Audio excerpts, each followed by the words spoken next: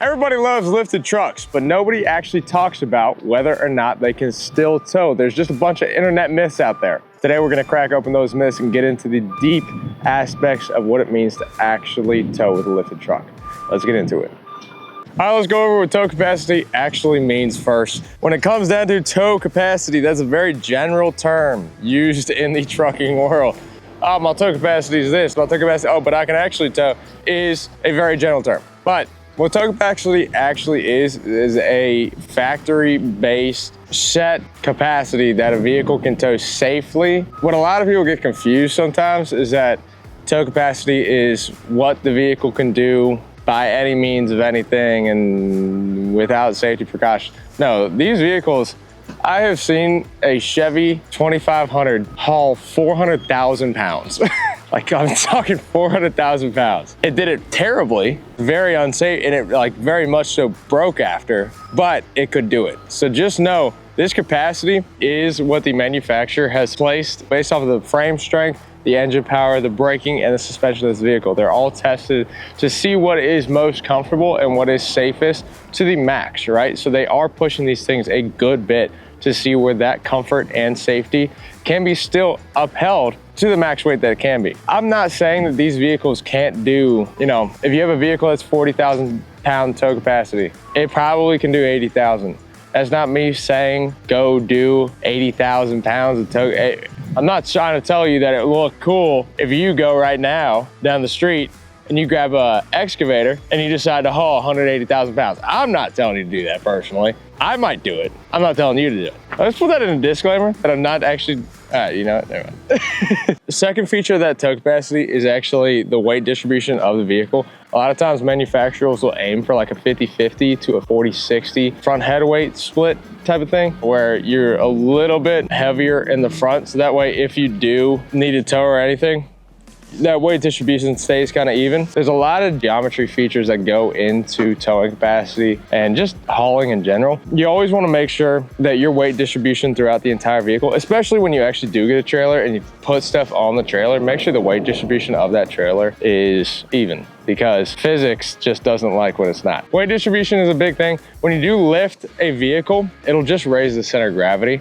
And so if you do connect the trailer and your center of gravity is off, that's where Gen Y hitches and different types of hitches can adjust that trailer to the height it needs to be. Obviously, if you have a hitch that's connected here, just a regular one like I have, actually my truck is nowhere near here, but my ball hitch on my truck is just a straight ball hitch, right? And that works fine for me because my truck is only leveled and the back is regular. For this truck, if you try to do that and connect the trailer, you're obviously you now got a slant. You got a 30-degree slant here that's connecting your trailer. That's gonna offset everything. It's just gonna make the trailer wobbly. It's gonna do all types of weird stuff on the road. So don't do it with a regular ball hitch. Get yourself a Gen Y to make sure that the trailer's flat and your center of gravity's regular. When you load a trailer, make sure that the weight distribution on the trailer is correct as well. Because if you put all the weight on the front or the back of the trailer, that thing will wobble like a mug, man. I'm talking like nobody's business. You just want to make sure that everything is to the center of the trailer or the weight distribution is correct. And so that it's all even throughout the trailer. Then you research your respective trailer and your payload. To all you numbnuts with a Carolina squat, this is for you. Obviously, if I decide to squat my truck, you know, it's already squatted, right?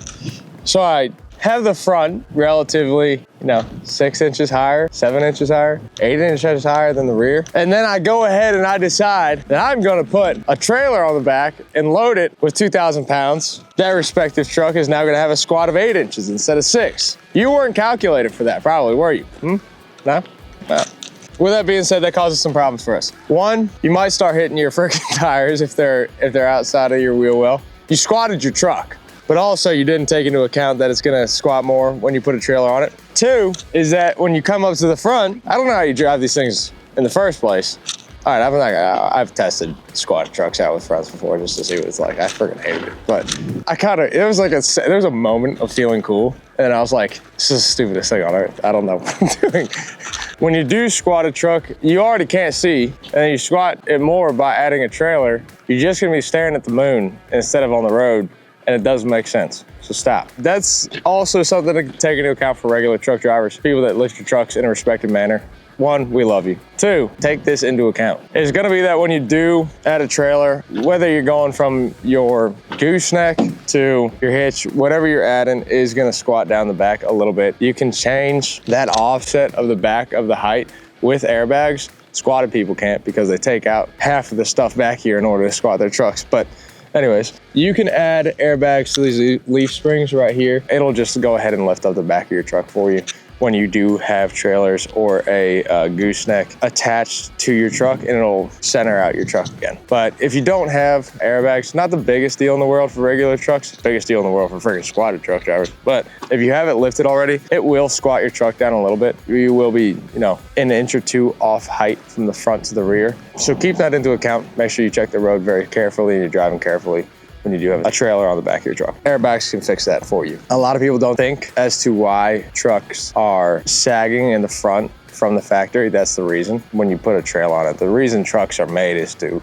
haul things. When you put a trail on it, then it'll even out. If they were to even it out or level it from factory, you put a trail on it and it's gonna sit up a little bit. So that's why they do that. Take that into account. I would really, really strongly recommend airbags. They will fix your problem for you.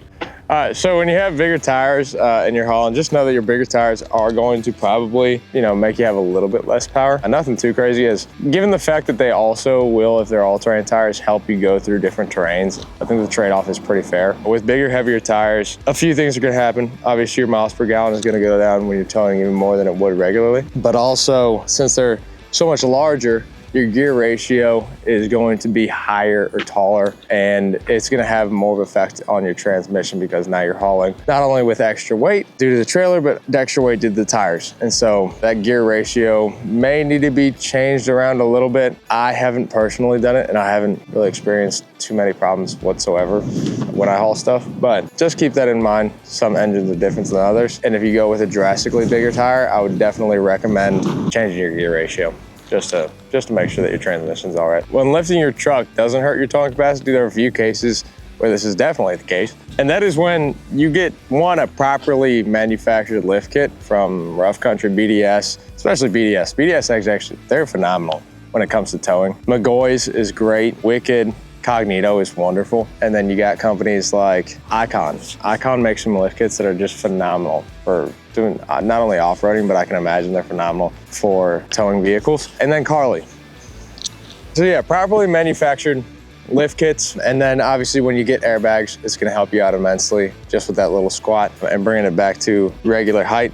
But also when you get trailer adjusted hitches. And so your Gen Y hitches, your adjustable gooseneck trailer hitches are all gonna be things that are going to be needed when you lift your truck, just so that it evens out. The weight distribution and the height difference will even out, and you'll be able to tow on a geometrically stable playing field. That's what you really want when you're towing. It's just something that's geometrically correct, and then where your height and weight are all good and you're balanced out and you won't have any sway problems or anything like that. So a adjustable hitch really does help with that. If you have brakes on your trailer as well, that can always help out when having a lifted truck. Not because a lifted truck is gonna have, you know, different really brakes than, I guess it's sometimes you'll have adjusted brake lines, but having brakes in your trailer themselves, just always gonna be nice to have. That is when you are going to see the best effects of towing with a lifted vehicle. And obviously there are different types of people that are gonna have, you know, gonna be able to tow a little bit easier. It's always easier to tow smaller campers, smaller pieces of equipment. It's always gonna be easier when you do it less frequently.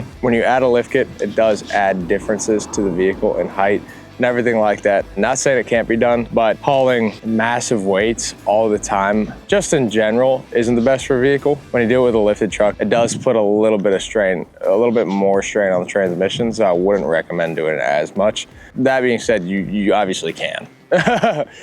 You're more than capable of doing it. I've seen 1,000 people do it, but just be more cautious when you do it, and be obviously take all the safety precautions and make sure that you have the correct weight distribution and everything like that. But I would say it definitely is easier for folks with smaller campers and they tow less frequently. Towing is going to be a smoother ride for them all around than somebody that has a lifted vehicle and they tow a ton and they do it very frequently. It's just going to be a little bit bumpier. Other than that, you absolutely can do it, especially if you know how to do it and set up the correct system of how to lift your vehicle, then you should be more than well comfort-wise. So if if you want to lift a truck and still want to be able to tow, make sure you do it the right way, and that's the Krietz way. So give us a call at 301-694-4642, and we'll get you set up with a vehicle that not only looks like an absolute beast, but can tow like one too.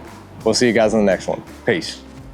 Subscribe to Krietz Customs to win a free set of wheels and tires. If we hit 50,000 subscribers by the end of the year, we'll be giving away a set just like this, a 35, 12, 50, 22 Fury Country Hunter on a 22x12 fuel wheel. If you want those, go ahead and subscribe to Krietz Customs, and we will see you when we give you those wheels away.